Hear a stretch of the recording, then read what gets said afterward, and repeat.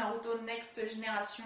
Cette fois-ci, on est rendu au scan numéro 39 et j'en attendais beaucoup de ce scan. Donc je dis j'en attendais parce que bien évidemment, comme à chaque fois, je n'ai pas pu m'empêcher de pouvoir feuilleter le scan quand il n'était pas encore traduit en français.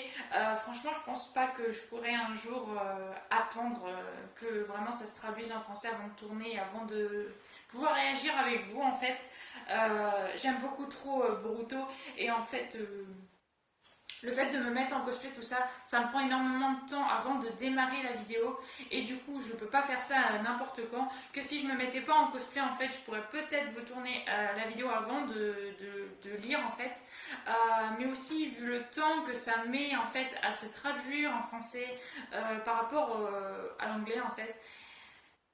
Bah, j'arrive pas à attendre, donc vraiment, je m'excuse là-dessus, donc je sais à peu près ce qui se passe dans le scan, malgré que bah, j'ai pas pu le lire, donc il y a sûrement, comme à chaque fois, des choses que je vais apprendre avec vous. D'ailleurs, je veux vous remercier énormément, vous êtes énormément à me suivre pour les scans de Boruto, je sais pas pourquoi d'ailleurs, mais parce que je trouve pas mes vidéos exceptionnelles sur les scans, mais visiblement vous êtes nombreux à me suivre sur les scans de Boruto, ça me fait énormément plaisir, franchement vous ne pouvez pas imaginer à quel point ça me fait plaisir. L'une de mes dernières vidéos de scan a atteint 700 vues. Pour moi c'est énorme franchement, surtout que la chaîne je l'ai recommencée vu que j'ai perdu mon ancienne chaîne, enfin bref.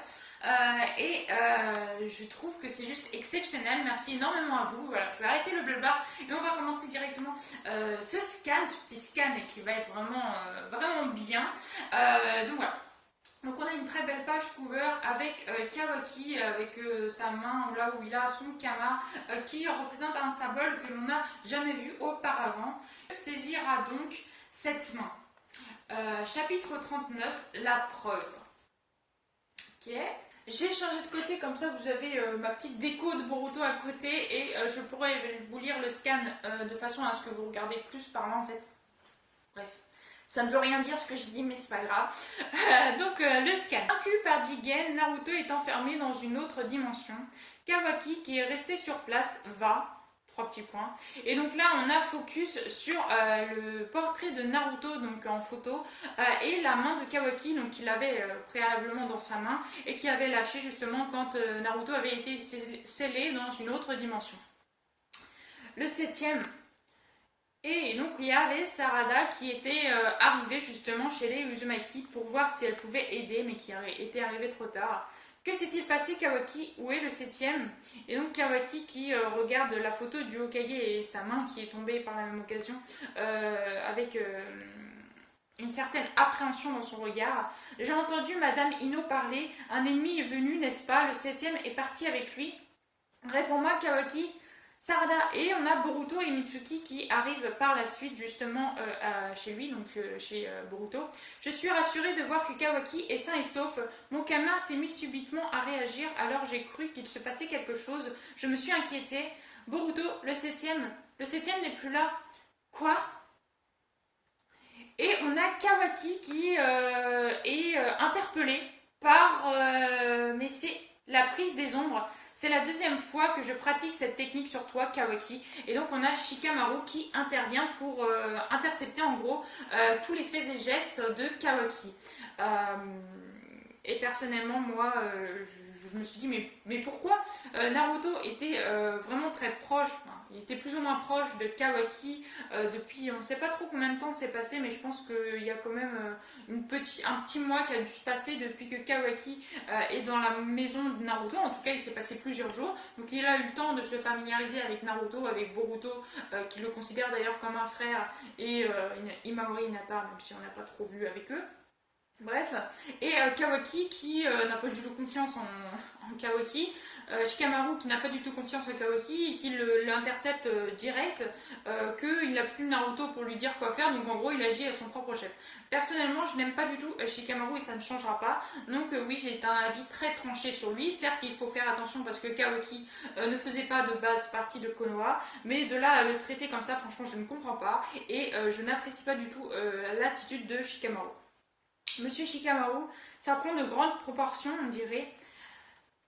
Un ennemi est apparu soudainement, ici il a disparu avec le septième, c'est le rapport qu'on a reçu de l'unité de détection. Tu étais présent, n'est-ce pas? Tu vas nous expliquer ce qui s'est passé, Kawaki. Tatsuki, oui. Et donc là, on a Shikamaru qui donne l'ordre à l'un de ses subordonnés de créer une barrière protectrice tout autour de la maison des Uzumaki. C'est quoi ça? Une barrière magique, je crois qu'on vient d'être enfermé. Exactement, on vient d'installer une barrière magique. À partir d'ici, personne ne peut ni entrer ni sortir sans permission. Évidemment, tout ça, c'est pour éviter que tu files Kawaki. Et on ne sait jamais, des renforts ennemis pourraient arriver. Mettez-vous Mettez-vous par deux et fouillez l'intérieur et l'extérieur de la maison. Cherchez des indices du septième ou de l'ennemi. Entendu. Déjà des policiers quoi. Bien, et donc Shikamaru qui enlève quand même sa prise des ombres de Kawaki. Je respecte le traitement que t'accorde le septième et je vais pas t'attacher à l'intérieur de la barrière magique. Tu restes libre. Toutefois, si tu fais l'imbécile, ce sera différent. Raconte-nous ce qui s'est passé, Kawaki. L'ennemi se prénomme Jigen, c'est le leader effectif de Kara. Il a soudain irruption devant mes yeux. Il a fait irruption devant tes yeux, qu'est-ce que ça veut dire? L'unité de détection nous a rapporté la même chose. Est-ce une faculté particulière de Jigen? J'en sais rien. A commencé à faire mal et des motifs inconnus sont apparus. Juste après, il s'est créé une sorte de faille dans l'espace et l'autre est sorti de là. Un ninjutsu dépasse-temps, zut. C'est ennuyeux.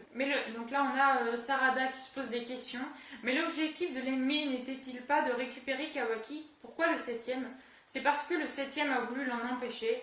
C'est simple, l'autre a emmené le septième pour l'éliminer. Il ne déplace pas dans l'espace-temps qu'il veut. Même pour Jigen, le septième représente un ennemi redoutable. Toutefois, en abondance, dans une autre dimension, l'affaire est réglée en un instant. Ah non, papa, mais si c'était l'intention de Jigen, il aurait pu revenir de suite récupérer Kawaki, non? Oui, si ce n'est pas le cas, c'est qu'ils sont en train de se battre dans une autre dimension ou que par chance Jigen a été vaincu. Cependant, Naruto n'a aucun moyen de revenir ici de lui-même. Oui, ça ok, mais ah oui, c'est pas que Sasuke, oui, c'est vrai que Sasuke était intervenu pendant qu'ils étaient déjà dans l'autre dimension, donc ils ne savaient pas que Sasuke était avec eux dans la dimension pour pouvoir aider Naruto. Je sais, il y a monsieur Sasuke. Lui, il pourrait aller chercher mon père avec le ninjutsu de l'espace-temps, pas vrai? Et voilà, donc Boruto qui intervient et qui dit que Sasuke aurait eu possibilité d'avoir aidé son père. Oui, ce serait le seul moyen, mais depuis que Sasuke est parti pour sa dernière mission, on n'a aucune nouvelle de lui. On ne peut pas prier pour qu'il aille bien et attendre son retour. Oh non, Kawaki, tu n'as rien d'autre à me dire? Quoi? Je te demande si tu me caches rien. Par exemple, tu peux être en train de rouler Konoha. Monsieur Shikamaru, qu'est-ce que vous dites? Shikamaru qui est vraiment très sur ses gardes de Kawaki. Moi je l'avais dit dans mes dernières reviews de scan que les gens de Konoha et en particulier de Naruto ne se fiaient plutôt à l'enfance malheureuse de Kawaki, cela rapportait pour lui-même, et du coup ne se fiait pas trop à Kawaki en tant que danger.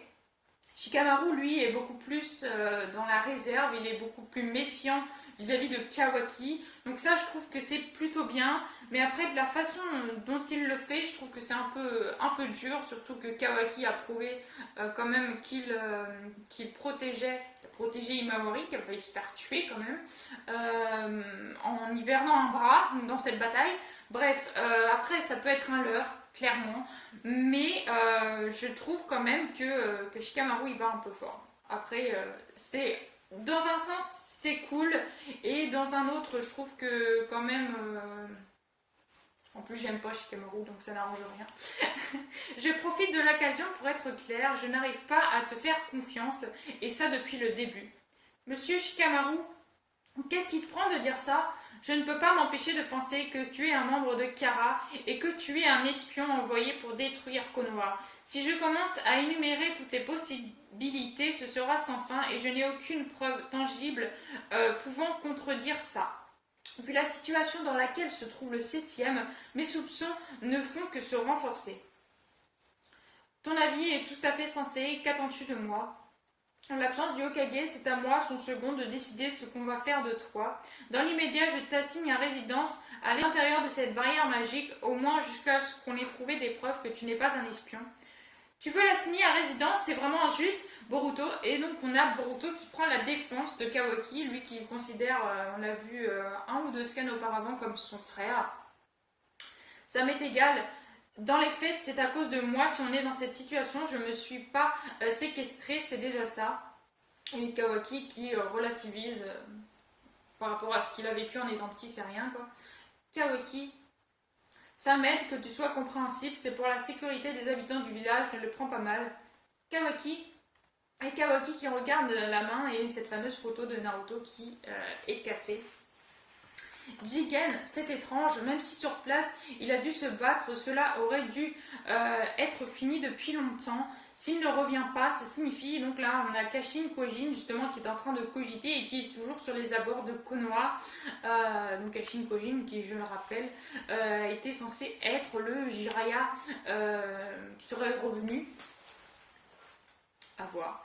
Que Naruto ait vaincu Jigen, non, c'est vraiment impossible. Même en imaginant que Sasuke Uchiwa les ait rejoints, il y a peu de chances qu'ils parviennent à vaincre Jigen. Et un truc que je trouve aussi vachement interpellant, c'est que il dit Sasuke Uchiwa. Ok, Jiraiya a toujours appelé Sasuke Uchiwa Sasuke Uchiwa. Mais il l'appelle pas Naruto Uzumaki, Naruto Uzumaki. Il l'appelle Naruto. Ce qui signifie qu'il a quand même un certain lien avec Naruto, ou qu'il a pu avoir un certain lien avec Naruto, et qu'il pourrait revenir à dire que ce serait Jiraiya. C'est pas le sujet de la vidéo, je suis bien d'accord, mais là, rien qu'en lisant ces petites phrases-là, on voit clairement qu'il serait susceptible d'avoir un lien avec Naruto. Malgré cela, si Jigen ne revient pas auprès de Kawaki, non peut-être qu'il ne peut pas revenir. Il aurait perdu une grande quantité de chakra et aurait dû retourner au repère. Ce n'est pas impossible. Si c'est le cas, c'est la chance de ma vie. Ça signifie que je vais peut-être pouvoir vaincre Jigen de mes propres mains. Je crois que je vais devoir rentrer. Et comme je l'avais dit, visiblement ce serait quelqu'un qui espionne, ou en tout cas quelqu'un qui n'est pas avec Kara, puisqu'il était déjà en train d'espionner la famille Uzumaki quand Kawaki était arrivé.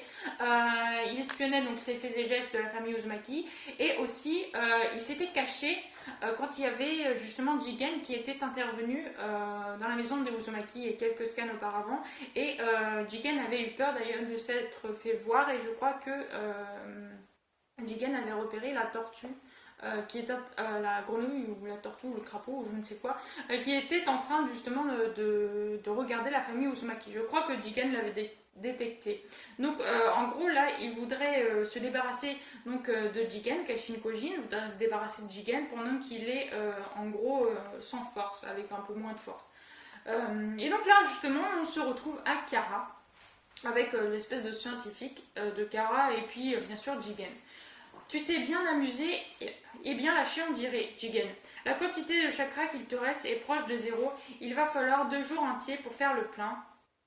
C'est une mauvaise habitude et dès que je suis content et à chaque fois j'y vais trop fort. Qu'est-ce qui te rend si content? Qu'est-ce qui te rend si content?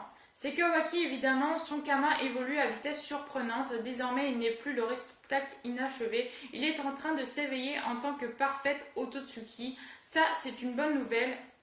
Est-ce que l'influence de Kama de Boruto Uzumaki est une grande résonance avec lui?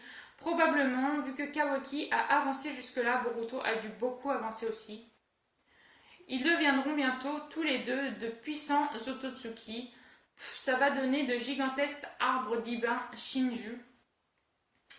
Si grands qui vont dévorer toute vie sur cette planète.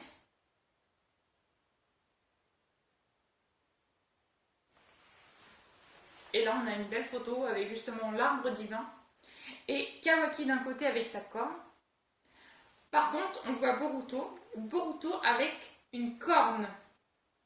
Et c'est la toute première fois qu'on voit Boruto avec une corde. Alors certes, Kawaki, on le voyait justement... C'était plus quand il utilisait son Kama qu'il avait une corne. Je sais plus. Enfin bref, on l'a déjà vu avec une corne. Et Boruto, lui, par contre, on apprend que lui aussi, il peut avoir une corne sur la tête. Donc les cornes, tous les Ototsuki ont des cornes. Donc ça me surprend, ça m'a beaucoup surpris quand j'ai vu les spoils du chapitre. Mais en y parlant comme ça, c'est vrai que vu que c'est un réceptacle de Momoshiki, forcément la corne, ça va de pair, quoi, c'est normal. Ne t'inquiète pas, Amado, les souhaits de tous seront réalisés, y compris le tien. Et donc, il serait créé en fait pour faire le mal. Vous me direz en fait, si vraiment ce sont des réceptacles d'Ototsuki, si ça se trouve, il ne peut pas aller contre la volonté des Ototsuki, et la volonté des Ototsuki a toujours été plus ou moins de détruire les choses. Voilà, donc ça se trouve, Boruto a un funeste destin. D'ailleurs, ça serait tellement triste que ce soit Boruto qui tue son père ou un truc du genre. Ou Sasuke. Sasuke, et pourquoi pas. Non, je rigole. Bon, bref, en tout cas, ça présage rien de bon pour l'avenir de Boruto, en tout cas. Oui, donc là, on trouve justement Delta. Ils sont chez eux dans leur repère, donc c'est normal. Quoi, pourquoi tu me fixes comme ça, le vieux? C'est désagréable. J'espère que ça va marcher. Jigen. Et on retourne dans la maison des Uzumaki avec justement cette barrière qui a été intégrée par les commandants de Shikamaru. Je ne peux pas l'accepter, Kawaki ne peut pas être un espion. Tais-toi, je n'ai pas dit qu'il en était un, mais tant qu'on ne pourra pas écarter cette éventualité, je ne pourrai pas le laisser en liberté. Il a perdu son bras droit en protégeant Imawari, mon père. Si ça se trouve, il aurait même pu mourir. Tu crois qu'un espion ferait une chose pareille? Voilà, Boruto qui dit exactement ce que je vous ai dit tout à l'heure en fait. J'adore ce personnage, donc ça ne m'étonne même pas de lui. Donc il prend la défense tout de suite de Kawaki. Il paraît qu'un scientifique de Kara est capable de réparer son bras droit. Je pense que c'est un moyen pour gagner notre confiance. De plus, si Kawaki est de mèche avec l'ennemi, il ne craint pas de se faire tuer. Et on a Kawaki qui a le regard dans le vide. Il regarde en bas, mais il regarde dans le vide. Il ne semble pas protester ni rien du tout. Et Boruto qui se pose quand même des questions sur Kawaki. De toute façon, si Naruto revient sain et sauf, c'est lui qui prendra la décision finale. Tant que je n'ai pas de preuves établies, je ne peux pas accepter complètement Kawaki. Et on a Kawaki justement qui regarde la main du 7ème Hokage. Je m'appelle Naruto Uzumaki, je suis le Hokage, je joue en quelque sorte le rôle de chef du village et qui repense justement à Naruto. À l'origine, le chakra c'est la source de la force du lien. On est tous plus ou moins reliés ensemble à travers le chakra. Tu n'as absolument rien, tu es vide. Et en parallèle, Kawaki donc repense aux paroles de Naruto et aux paroles de Jigen. Donc Jigen qui lui l'enfonçait en quelque sorte et Naruto qui essayait de lui dire que la vie est belle en quelque sorte. Et qu'il n'a rien à craindre en gros. Tu as un trou béant dans ton cœur. Quoi que tu obtiennes, rien ne te comblera. Tout passera au travers de ce trou. Rassure-toi, Kawaki, tout va bien. Et oui, ce très beau passage où Naruto avait pris Kawaki dans ses bras. Ah, Kawaki, pourquoi le 7ème se montre-t-il aussi bienveillant envers moi?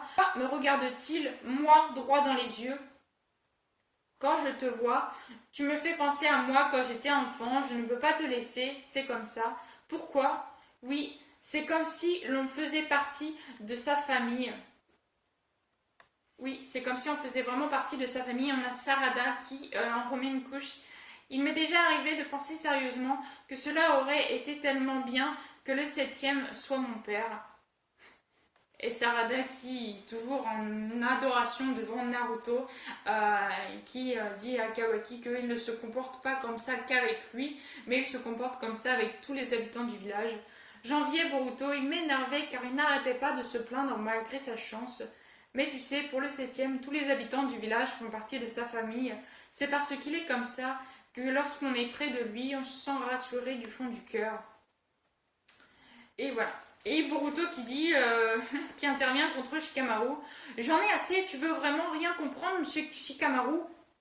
C'est vraiment lourd. De ton côté, de ton caractère, tu me fais penser à Naruto enfant. Monsieur Shikamaru, il y a quelque chose d'étrange à l'étage. Une chose étrange. Il y a l'air d'être un vase, il est plein de fissures. Il était posé sur le bureau du 7e Hokage comme s'il révélait une signification particulière. Est-ce un accessoire ninja pour des techniques d'incantation?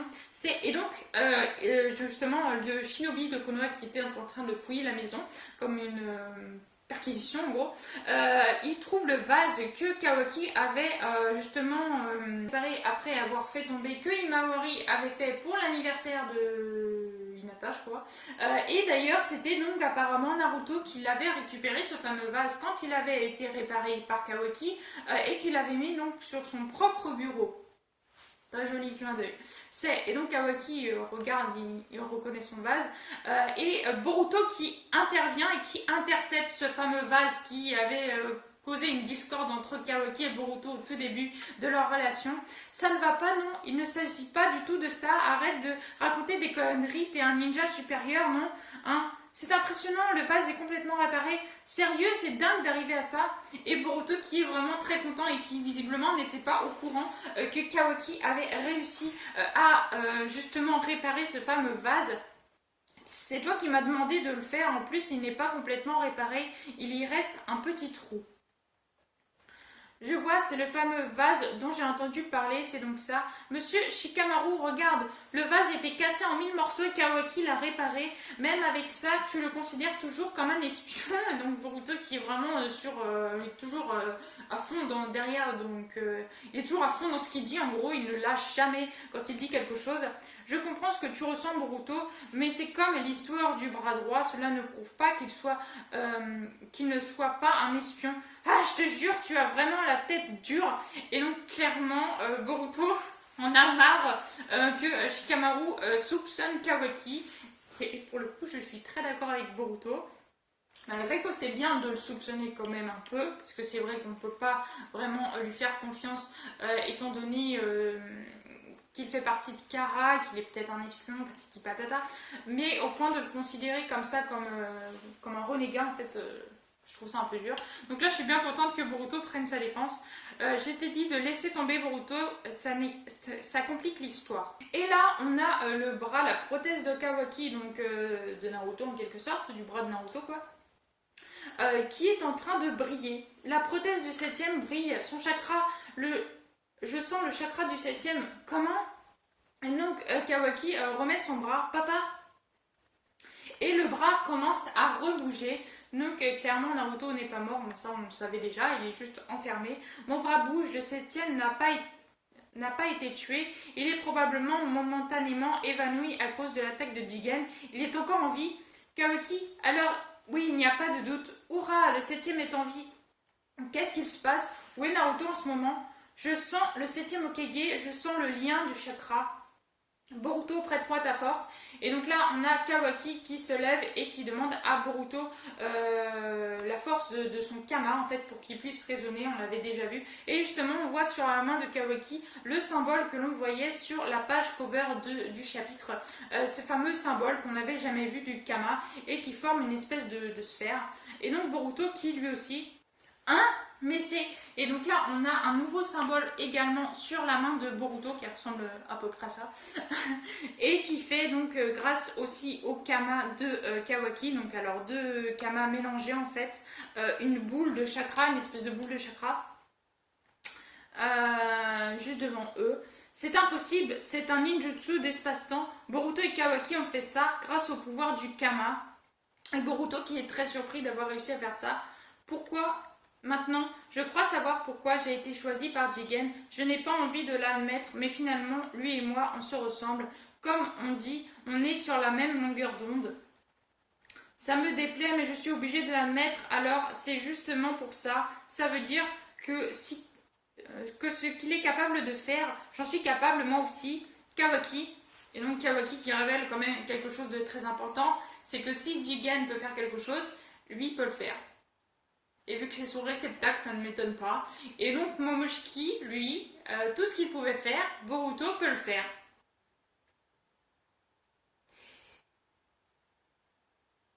Et donc si jamais il y a un réceptacle un jour de Kinshiki, Boruto pourra l'absorber. Moi je dis ça, je dis rien, hein, mais Boruto, si ça se trouve, il va pouvoir manger quelqu'un un jour, justement pour obtenir plus de puissance, si jamais il pète un câble dans son cerveau ou je ne sais quoi. C'est fort probable. Donc tout ce que Momoshiki faisait, Boruto peut le faire aussi, théoriquement. Vous autres, on y va. On va sauver le septième. Toi, tu ne ressembles pas à Jigen, j'en suis certain. Et Boruto, qui campe sur ses positions et qui dit qu'il a sa propre façon de voir les choses. Et juste avant qu'il ne puisse s'y rendre comme Kawaki l'avait ordonné, on a la manipulation des ondes de Shikamaru qui les intercepte, donc tous les quatre. C'est la prise des ondes. Ne croyez pas que vous pouvez faire ce que vous voulez. Moi aussi, je suis inquiet pour le septième. Mais n'agissez pas sur un coup de tête. Vous devez d'abord vous calmer. Et donc Kawaki, là, franchement, quand j'ai vu le scan, j'ai dit, mais il a trop la classe. Il est en train d'aspirer, donc grâce à son Kama, la manipulation des ombres de Shikamaru. Et franchement, j'ai trouvé ça trop classe. La première chose qui m'est venue en tête quand j'ai vu ça dans le scan, c'est dans ta gueule, en parlant donc de Shikamaru. Excusez-moi pour les fans de Shikamaru, mais personnellement, là, j'étais vraiment trop contente de comment Kawaki avait réagi. J'arrive à bouger. Dépêchez-vous d'y aller, le trou va se refermer.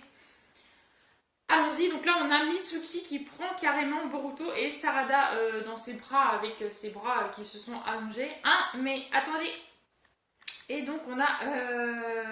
Qu'est-ce qui se passe? Ah non, j'ai cru que Shikamaru avait envoyé un kunai, mais non, c'était la jambe de Boruto qui est en train justement de rentrer dans cette sphère spatio-temporelle.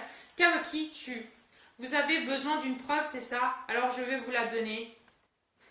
Trop classe, trop classe. Donc Kawaki qui dit à Shikamaru en gros qu'il va ramener le 7ème Hokage pour prouver qu'il est de leur côté. Il n'y a que des rochers à perte de vue. Où est mon père? Mais ce n'est pas Sasuke Uchiwa. Qui est-ce? Quoi? Mais... Et donc là on voit un autre membre. C'est toi Kawaki, ça fait plaisir. Je ne pensais pas te trouver dans un endroit pareil. Kawaki, c'est Jigen? Non, ce n'est pas lui, c'est un interne de Kara. C'est Boro. En un certain sens, ce type craint plus que Jigen. C'est une blague, je pensais vraiment que Jigen c'était le plus fort, donc hormis l'Otsutsuki qui est au-dessus de Jigen, qui visiblement est encore plus fort. Et là, Kawaki dirait qu'il craint plus que Jigen. Donc en gros, il est plus fort que Jigen. Enfin, moi, c'est comme ça que je le traduis en tout cas.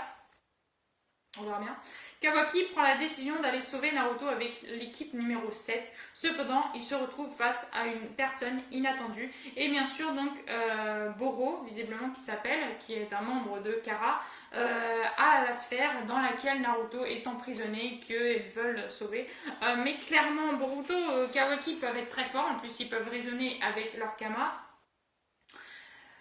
Sarada, Mitsuki sont aussi assez puissants de leur côté, mais ils sont quand même pas au niveau de Kawaki et de Boruto, pour ma part, malgré que Mitsuki est vraiment super fort. Je pense qu'ils vont avoir vraiment du mal à battre, s'ils le peuvent, Boro. Surtout que Sasuke ne peut pas revenir tout de suite avec eux pour les aider parce qu'il est à bout de force. Il est près de Sakura, mais là on n'a pas vu justement Sasuke réagir. On l'a pas vu du tout dans l'épisode, on n'a pas vu non plus Sakura. Donc vraiment, peut-être au prochain épisode, à moins qu'il nous fasse languir. Bref, mais Sasuke était vraiment très affaibli, donc là clairement il ne peut pas aller dans une autre dimension. Déjà il a utilisé toutes ses dernières forces pour pouvoir sortir de la dimension et prévenir Konoha. Donc là clairement, je pense qu'ils sont un petit peu dans le caca. Après ils sont forts quand même, donc on verra bien. Je ne vais pas faire des pronostics à la mort moelleux. En tout cas, donc on a appris que Boruto et Kawaki pouvaient tous deux donc utiliser les pouvoirs de leurs subordonnés. Vu que ce sont les réceptacles, donc ils peuvent utiliser toutes les capacités. Donc Boruto peut utiliser toutes les capacités de Momoshiki et Kawaki, lui à l'inverse, peut utiliser toutes les capacités de Jigen, ce qui leur a permis de rentrer justement dans cette dimension. Ça promet d'être très intéressant, surtout que Boruto et Kawaki seraient vraisemblablement susceptibles de devenir un peu zinzin en gros et de détruire toute forme de vie sur la Terre. Et pourquoi est-ce que dans le prologue, ce ne serait pas, si ça se trouve, Kawaki, au vu de ce que Boruto disait, ce ne serait pas Kawaki qui aurait détruit Konoha? et Boruto qui l'aurait empêché en ayant pris le dessus sur le Kama ou sur le fait de ressentir la présence de Momoshiki en lui ou un truc du genre. En tout cas, franchement, c'était juste génial. Je suis trop contente. Les scans sont tip top, à chaque fois je vous le répète. Franchement, cette vidéo a duré vraiment très très longtemps. J'espère que vous serez restés jusqu'au bout. J'essaie de faire le plus court possible, mais il y a tellement de choses à dire. Il y a quand même 40 pages à lire, à décrire, à vous expliquer aussi ce que je pense et tout et tout. Donc forcément, ça prend plus de temps que les vidéos de review habituelles. Donc voilà, j'espère que cette vidéo vous aura plu. Si elle vous a plu, n'hésitez pas à liker, à commenter, à partager et à vous abonner. Ça me ferait vraiment très très plaisir. Je vous souhaite une excellente fin de journée. Portez-vous bien et moi je vous dis à la prochaine. Ciao ciao.